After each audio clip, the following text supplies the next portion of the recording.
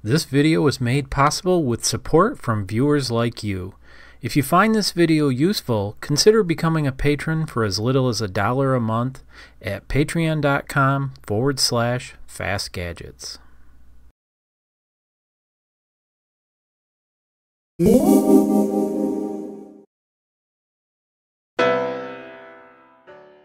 Alright, welcome back, Gadgeteers. So today we're going to talk about kernel problems in Linux. Well, okay, not all problems. We're going to talk about some of the cool fixes that you can do and things that you can do to avoid having problems in the first place, or make a quick fix in the event that you do run into an issue. So let's talk about problems. Number one here on our list, latest kernel update botched my system. What do I do? Well, I do have a dual boot scenario here set up on my Ryzen 7 1700 Dell 5675. It has two SSDs, one running Windows 10, the other running Linux, Fedora 27, and it is the main boot up drive, which then you can choose which particular OS you want to boot up to. Now, here's the issue. So here's a picture I just took this morning of my boot up menu that comes up. You can see that the latest kernel that's installed is always up at the top there, and then below it is two older kernels that are saved, followed by a rescue menu entry, and of course Windows 10. So I got the new kernel, and I believe that this particular kernel, 4.14.11, had some updates that were related to the latest issues Meltdown Inspector. Now, I could be wrong, but I'm suspecting that's what it was. But, you know, it's hard to say. I'm not going to go into the kernel itself and try to figure out what exactly were the updates that they did. But needless to say, by default, of course, the newest kernel is selected. If I booted up to that kernel, I would have hard locks where the mouse wouldn't move and nothing would work, and I would have to power off the system and power it back on.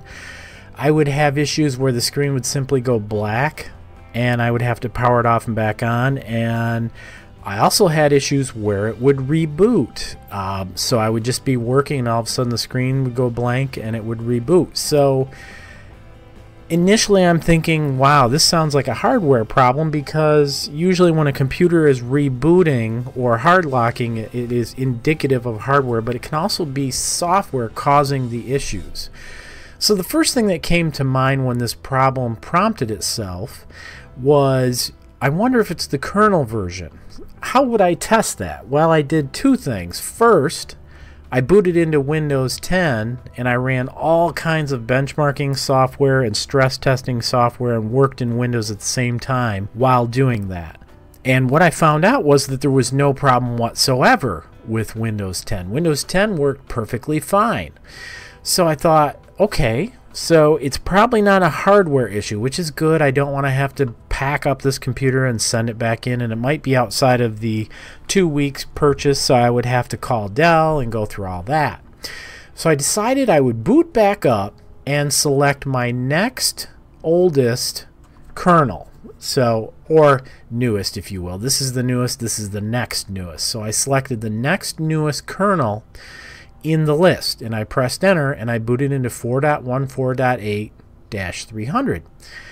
And lo and behold, I found out that everything worked perfectly fine. So I thought to myself, hey, it must be a kernel issue. But what will happen if I keep performing updates? Well, eventually, this one, if another kernel gets installed, this one will move down here, this one will move to here, and then if I did one more update, that kernel would be erased from my list of available kernels. So I would have to rely on one of the newer ones. So what can I do aside from just never doing updates again? Protect myself so that I have that working kernel at least for a while, until I'm satisfied that there's another newer kernel version that is not causing problems on my system. Let me show you that the current kernel is 4.14.8, and the easiest way to do that And notice I have become root here because I don't want to have to type in sudo for every command. So all I have to do is type in uname -r. And I can see that my current kernel version is 4.14.18-300. But what if I want to know all the kernels that I have installed? Well, that's not too difficult either. There's a couple of different commands we can run. One is very long, and I'm going to cut and paste it in here. And I'm also going to put all of these commands that I use down in the description here so you can cut and paste them yourself as well. So I'm going to edit and paste in this command and press enter. And here is the list of kernels that I have installed, and you can see that the list is exactly the same as the boot up menu I get here. This particular kernel here is not the default, so if I reboot again, unfortunately this one is going to be selected. Alright, so now we know which kernels are currently installed, and we also know which kernel is currently in use now. So what we want to do is lock a specific kernel in Fedora to keep it from falling off this list here so that it will always be present and selectable for pretty much in perpetuity until the point where we decide we no longer need it. And what we can use is a tool called versionlock. Now I have already installed versionlock, but if you do not have it installed, you can do a dnf installed python 3 -dnf plugins -extras -versionlock. And if I press enter, it'll tell me it's already installed. So once you have versionlock installed, then you can do a dnf versionlock add kernel dash, and we're going to look at this list up here. We want specifically this kernel version.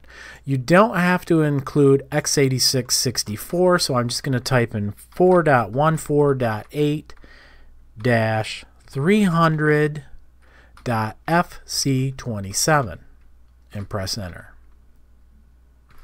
So what basically is going to happen now is this kernel version will always be available. So it will no longer disappear in the event that we have a problem and we're unable to boot up. Now you may notice now when I do my list here, I have a new kernel version. That's because I did an update and I received the latest kernel version. But even though I have that one, I am still running on this kernel version right now because I haven't tested this one out, so I don't know how stable it is yet. And we'll get into that in just a minute.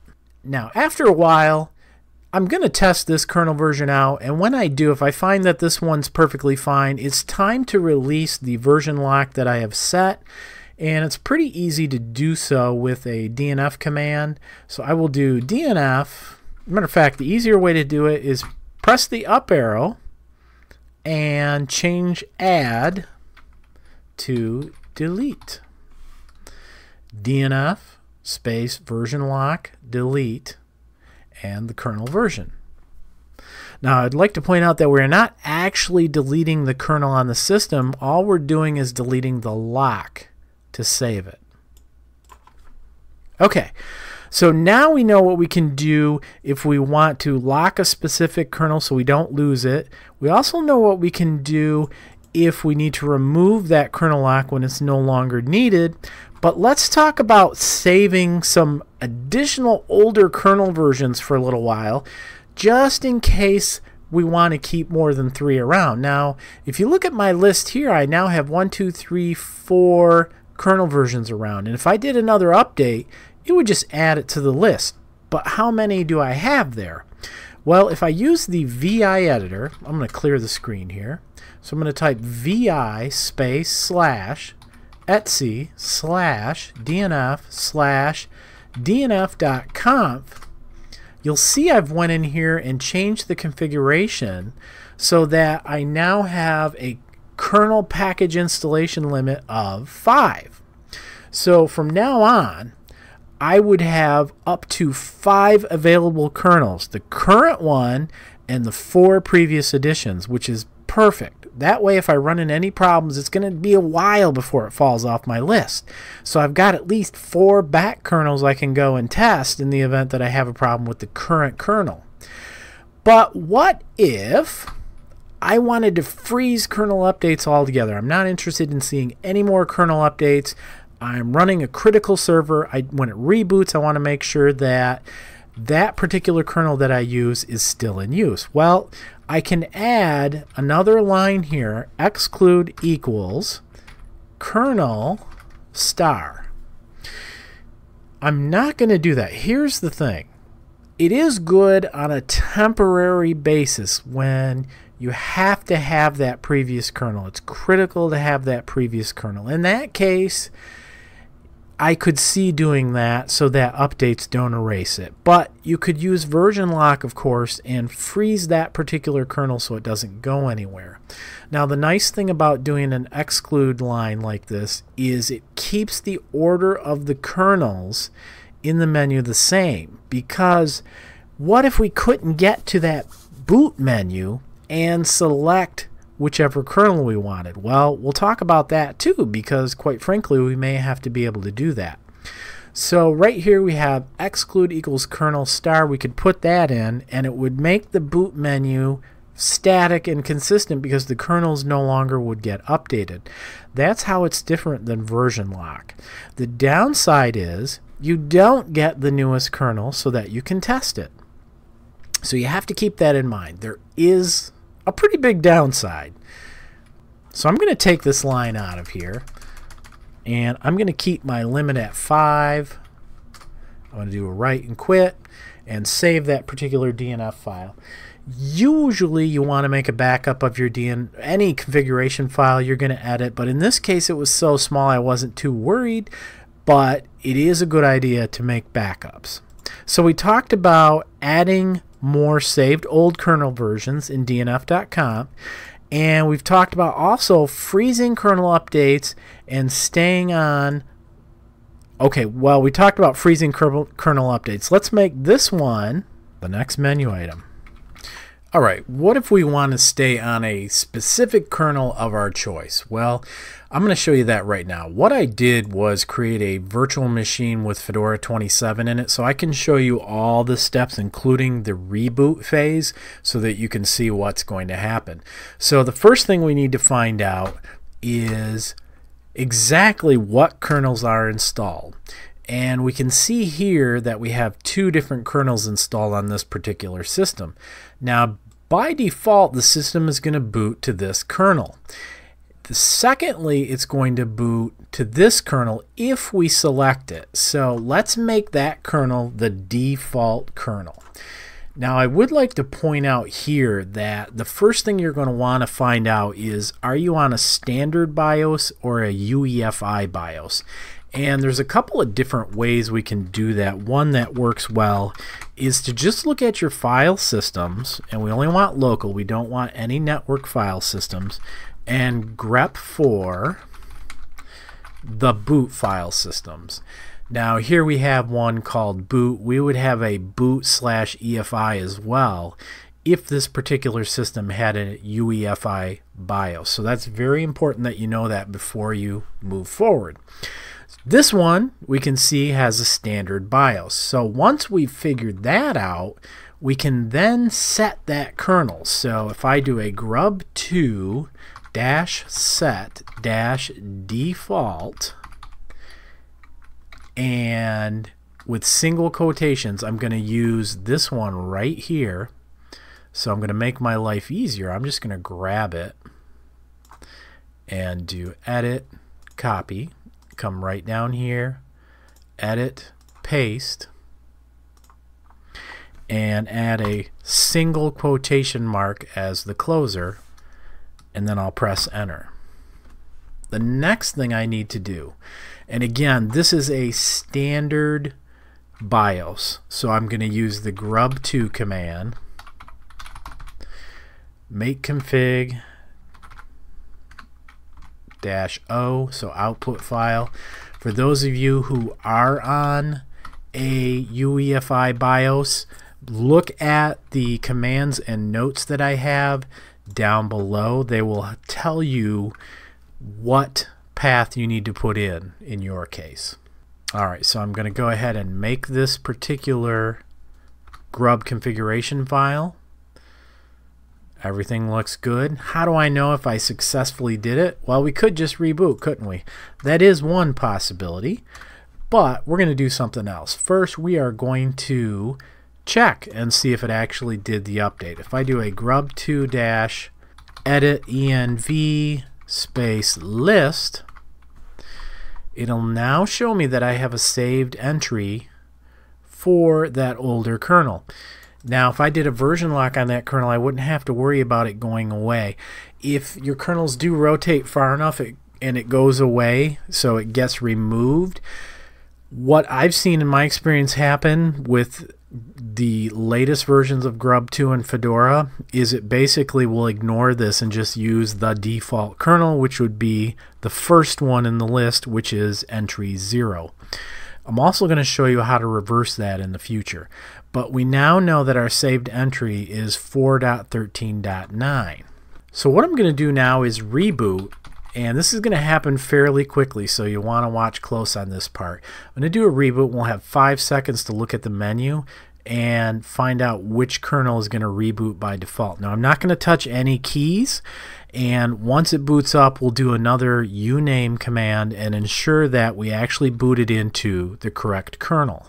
So here we go. I hit reboot. Little waiting, and you can see it selected 4.13.9. 5 seconds go by, which is the default for the menu. The system starts to boot up. Of course, you can hit escape if you want to get more information during the boot up phase. And I will log in.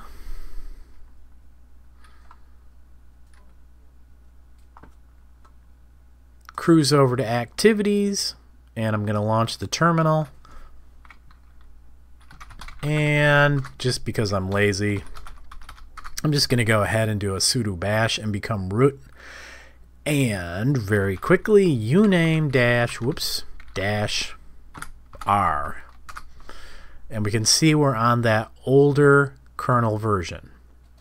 So you might ask, well, what do I do if I want to undo what I just did? Well, that's pretty easy, actually.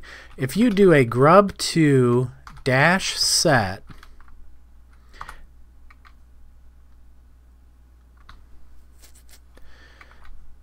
-default space 0, not an O, but the numeral 0, and press enter, and then remake that config file again.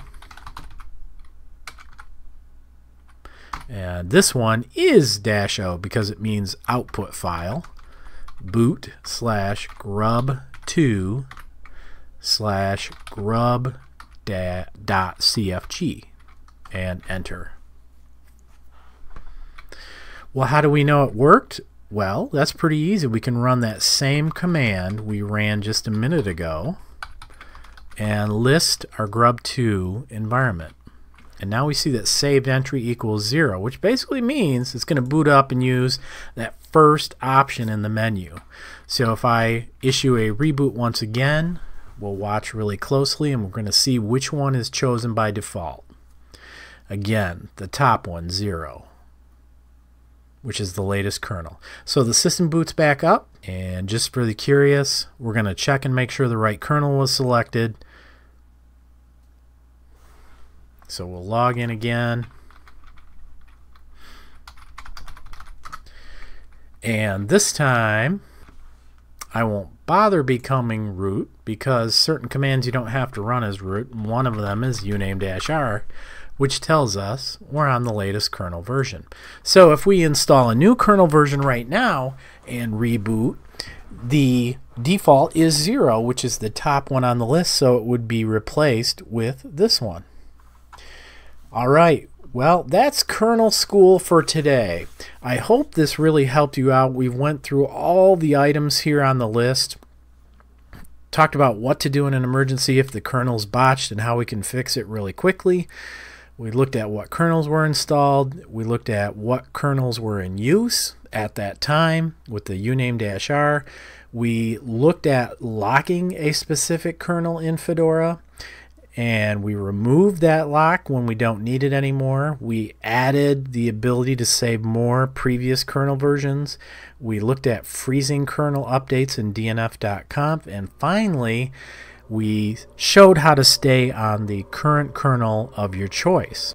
So I hope you feel confident now doing some kernel work in the event that you have a problem. And you'll find that by testing out different versions of kernels, if you run into problems with applications or just the operating system in general, you can get right back up and working again, which I think is absolutely awesome. It is possible to do it in Mac. It's not really possible to do in Windows. And in some cases, you'll end up having to reinstall the operating system anyway because that particular kernel had a bug in it. At least this way, we have different versions of the kernels we can save and select and boot up to the one we want. I will provide all of the different commands we used and some additional commands for the UEFI BIOS in the description below. If you found this video useful, I would really appreciate it if you like and subscribe. If I can get my subscriptions up, I could take on sponsors on my channel, which would definitely help out and allow me to make more videos with more quality over time and put less of a need on the Patreon page. And of course, if you could, share it. As always, stay warm in this cold weather if you're living in the north, and I'll see you next time on Fast Gadgets.